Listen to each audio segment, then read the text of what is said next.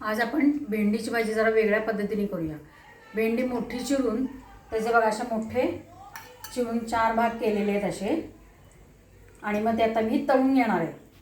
त्यात आपण तेल गरम झालेले आहे, त्याच्यात तळून घेऊया भेंडी।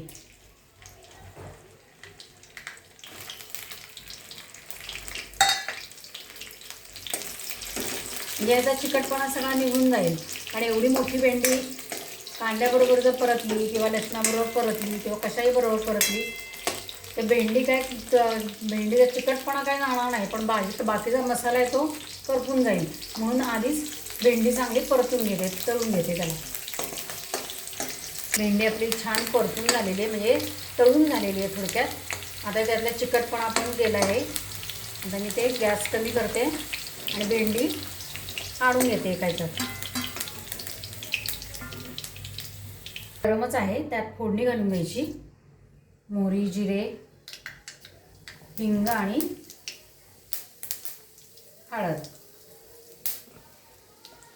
आता त्याच्यामध्ये आपण कांदा परतून घेऊया। साधारण बारके 2 कांदे आहेत, कांदा जास्त पडला तरी चालेल। आणि त्याच्यामध्ये थोडा लसूण घालून घेणार मी। थोडासा तो बारीक केलेला आहे लसूण, तो कांद्याबरोबर छान परतून घ्यायचा।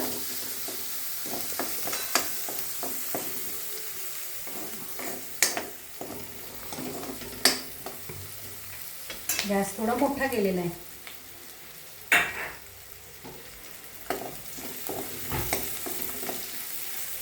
कांदा छान परतून घ्यायचा, जरा तांबूस परतायचा।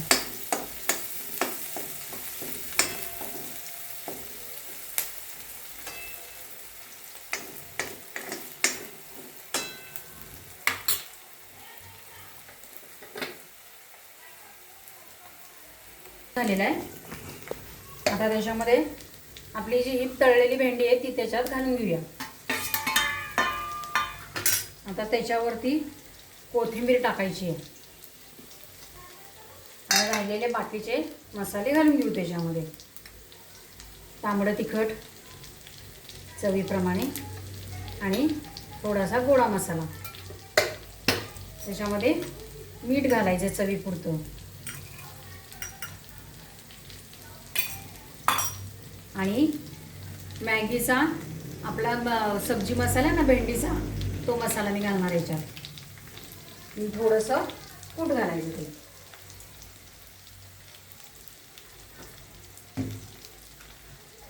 आता हे सगळं मिक्स करून घ्यायचं।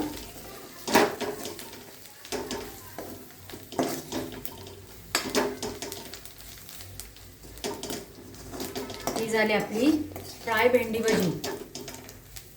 भाजी ही तयार झालेली आहे।